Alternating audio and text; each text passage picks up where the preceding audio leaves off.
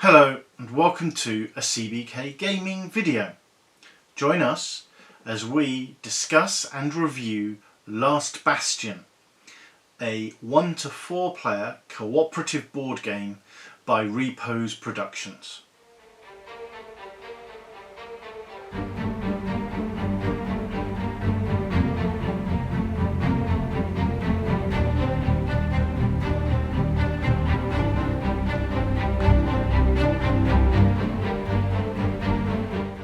So, what is Last Bastion?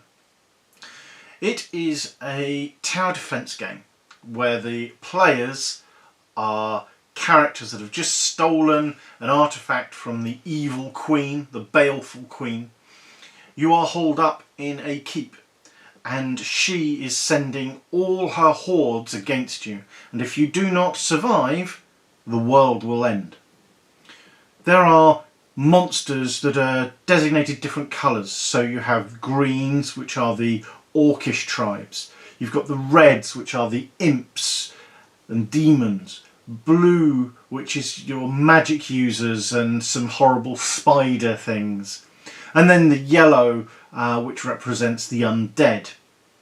Then there are the black cards. These are your rogues and your stealthy sort of contingent, I guess. Each board is assigned to a player, so there are characters that the players can choose. There are plenty of them. There's 8. They all have different abilities, different ways of playing, changing the game. They have boards that you set down next to one of these blue, green, yellow or red boards.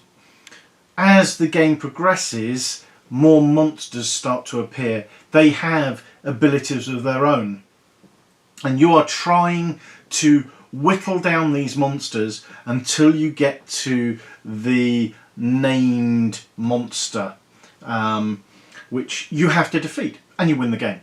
So that's that easy, right? However, there are some extra lose scenarios. So if you get through all the cards, you lose. If there are more than 3, or when the third evil is put onto the board, which is these rather wonderful skulls used to represent, then you have lost.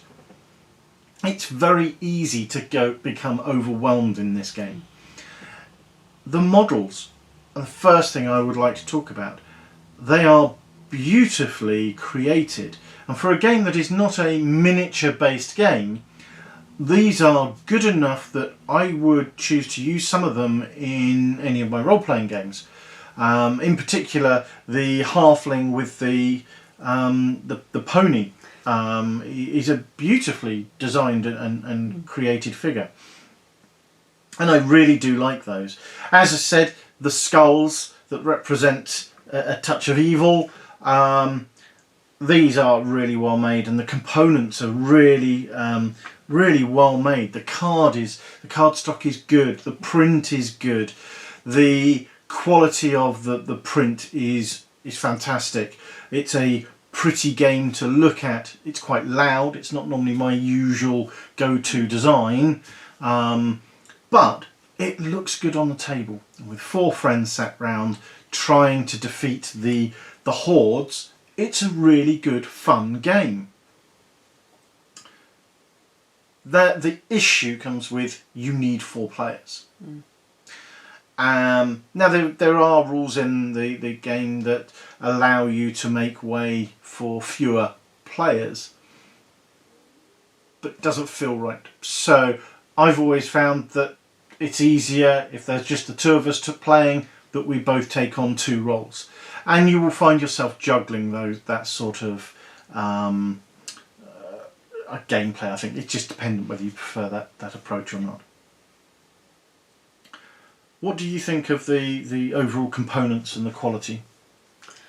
They are really, really well done, and I mean, as you said, the figures, they're all different. You haven't got the generic knight. There's just something different about the type of armour. There is a knight character, but they're slightly different to what you'd expect, and some of the characters completely, you wouldn't expect them to be in this situation, but they're an adventurer, they're out doing this, and they are really well done. And what I like is the tokens are good enough quality, because such as this banner, during the game you're changing the colour of the banner, and the cards that goes onto it, that's going to last. That is going to last a long time of gameplay, because it's sturdy cardstock and it's really well done. Yeah. And I think, as you say, there's enough variance in the characters that you can play. So having 8 allows you to change that quite nicely. Yeah. There's nothing that jumps out as this isn't well made, this isn't well produced. We've got some games where it's beautifully printed, but it's all lopsided, or they've actually Gloomhaven is terrible for it. The print on the cards for the money and things, it's awful. Yeah. Whereas these are very well realised, very well done, and they all slot together perfectly. We haven't had to jiggle, because these are all individual tiles that slot in, and we haven't had to try and shift them to squeeze them in. They are cut to the perfect size. Yep. It's got its own custom dice, so the way that this plays, you roll the dice, and depending on the results and the number of dice that you can roll, it will identify, it's 3, the 4th one is only if you're playing a specific character, but you will need a certain amount of results to slay one of the monsters. You can only fight monsters that are adjacent to you, and not diagonally either. So unless you're playing one of the characters who can actually shoot the monsters from in any straight line. So sometimes it can be quite difficult to get. Sometimes you might need 3 or say 3 blue markers, and you've got to get it on these dice. There are some that allow you to change. There's some ways to change the dice results, or there's some ways to reduce the items needed. So you can change the flag in the centre that will reduce the number of successes needed. There's the tokens that you can pick up that allow you to use that as a success. So there's a number of ways that you can try and defeat things. When you get to the final boss, as you can see with the Archdemon of Torment, you need 5 successes. We've only got 3 dice. How are you going to achieve that? And it is a difficult game. It is. But that's where the teamwork comes down there, because when you need that many successes, you all work together to activate the correct tile that's going to help the next player defeat that villain, and you work towards it and build up the tokens that you think you'll need. And it's the same mechanics used in a game that we do not have, Ghost Stories. It mentions it on the back. I haven't played that game. I may look at getting it. Overall, I find that this is, if I want a tower defence game, I really enjoy Village Attacks. That's probably my go-to tower defence game. This is a good game to take away with some friends. Doesn't take up as much room as Village Attacks. The other plus side of this, you can pick this up in the UK for, I've seen it as low as £25, and I think it's gone up to £35 in some places. But the price seems to fluctuate, and it's a very good deal for what you get. It's very well packaged in the box. It's got its own slots to put everything away in, so you're not just throwing everything in baggies and putting them in a box, which is well done. The rulebook is well written. It's easy to understand. I don't remember any time where I've had to go back to the rulebook and concerned about a rule. It pretty much tells you what you need to do. Is there much replayability to it? I think we've got, as we say, we've got 8 characters that you can pick from, all with different and unique skills. You've got a horde of monsters. You've got an array of main monsters and bad guys. I think there's plenty of replayability. Is it going to be a game that comes out on the table a lot? No, I don't think so. I think at home, it's not the sort of game that we play with friends. We do tend to find that we have usually 5 or 6 people round trying to play a game. So we always look at things like Folklore, Lord of the Rings, or Arkham Horror, Mansions of Madness. They tend to be the games that everybody likes to play. If I've got 4 people round and we want a quick game, that's where this works rather well. We've gone through games, it's taken 45 minutes to play. That is good. If you're looking for a shorter time frame game, this sits there quite nicely. And also, if you do want a longer game, I know it's very, very well balanced. You constantly feel that you're slogging through. You've got to defeat all these monsters that are just going wave after wave. But it's balanced that you're going to slog through, but you're not guaranteed to win. There are going to be moments where you think you're on top of it, and then another wave's going to come, and it's always forwards and backwards. But the odds of winning aren't necessarily 50-50. I think we've lost more games than we have won. Yes, yeah. But there's always that chance that you're going to win, that you keep coming back for more. So although a game's only taken us 45 minutes, we may have lost, but we want to go again now. Let's play another game now because I'm sure we can win the next one. And you do keep coming back for more on that because it is so well balanced. You don't feel that you're defeated and, I'm not going to bother coming back again. It's not deflating. Yes, that's the one, yeah.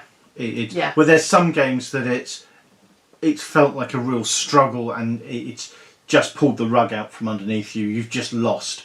This, you can see that gradual build up to a point, I can't see a way out of this. We're about to lose. Bang, we've lost. We've done it with a couple where we've gone through the cards and we just couldn't work out the best way to kill the main monster. You're spinning a lot of plates with this one. You are, yes. It's balancing between the evil coming onto the board and trying to get rid of that by activating certain tiles, whilst also destroying the monster next to you, but then travelling across the board to help the other person that's got a bigger monster on their side. And it's really, really well done. The cons of the game. I really like the design. I like that they use icons to explain everything. I think that's very well done. They do explain what those icons mean. I did find in the initial games that we played, I forgot about some of the special abilities on the board. I didn't make use of them as much as I should have done. I was fighting, constantly trying to kill things. Whereas actually using some of the abilities is key to success. And I think that's... I don't think that's necessarily explained, but then why would it? It's for you to find out. It's just, to me, that could have been explained a little bit better in the rule book. But that's just a personal opinion. Other cons, I really can't think of any. It's got a small footprint on the table. It's got the custom dice, which are quite nice. Good models, well presented, and the gameplay. At the end of the day, that's what it's about. The gameplay is fun. It's good fun with your friends. Do I think it belongs in your collection? Well, are you looking for a dungeon? Are you looking for a tower defense game? Do you need one in your collection? It's worth having one. It's good fun. Do you want some miniatures that you can use for role playing at a low cost with an extra board game attached to it? Here's one for you.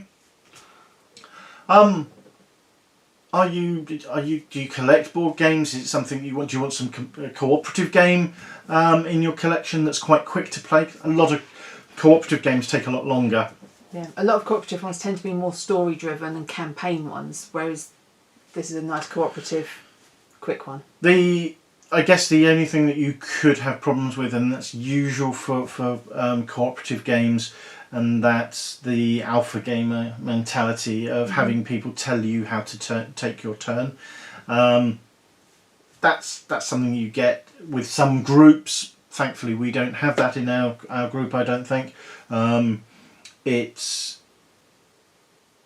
That's just something that can sometimes come along with cooperative games, so I don't think there's anything we need to really think about there. That's just how they pan out at times. If you were to give this a score on our 1 to 10 scale, where would you see Last Bastion? For me, it's a 6. It's one, I really enjoy it, but I don't go to grab it off of the shelf. It's one that when I'm not in the mood for anything particular and I'm scanning the shelf, that's when I see it and go, ooh, let's play that one. But it's not one that I'll sit downstairs and go, let's play that tonight, let's go get it. Yes, so just how we tend to look at our scoring is 7, 8 our usual. I'd like to go and play that. My choice, I would go and get that from the shelf. 9 and 10 are I'm really eager. I'll be the first one advocating to play that game.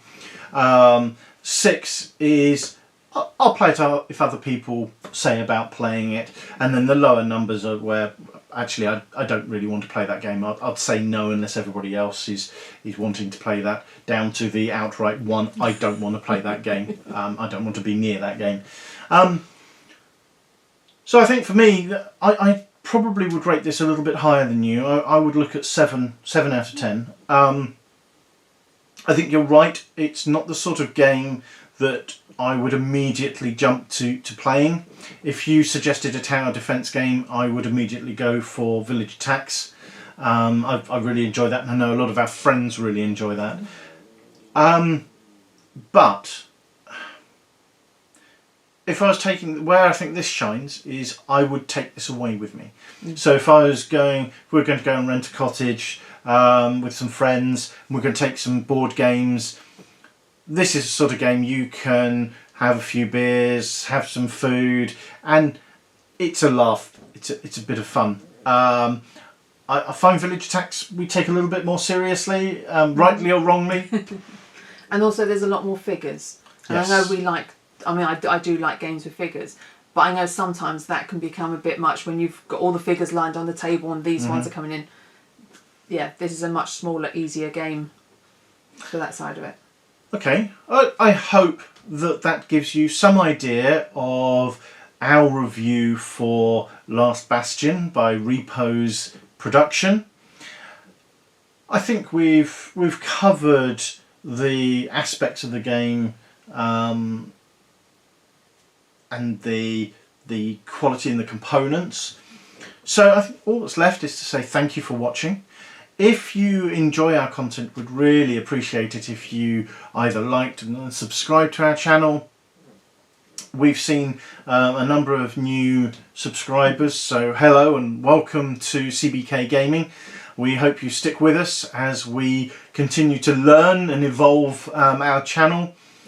The next reviews will be, we have the mini expansion for Lord of the Rings Journeys in Middle-earth with the new DLC content, which we're quite a way through, and we'll be doing a review of that. We'll also be linking that and doing it two parts in that review. We'll be looking at the older mini pack that was released a while ago and the DLC campaign that was added as part of that.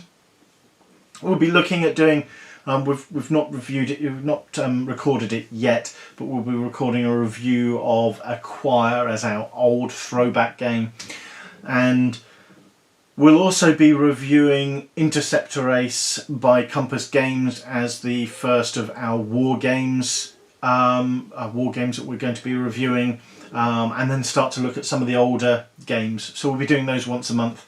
They will be coming out. We've kept saying we'll do it.